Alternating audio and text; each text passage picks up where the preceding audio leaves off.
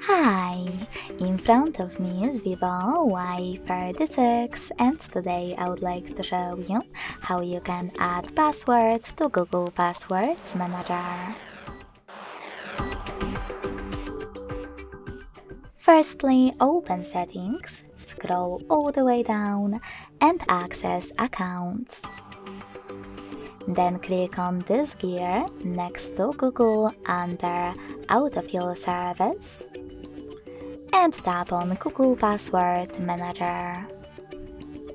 Now to add a password, just click on this plus next to Search Passwords and input all of those informations. Type in any website or click on Select App and tap on the chosen one. Enter your username, email or phone number, add a password, and even take some helpful notes. When you're ready, just click on Save at the top right corner.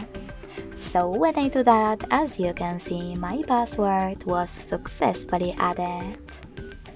Thanks so much for watching. If you enjoyed this video, smash that like button, comment and subscribe. Bye!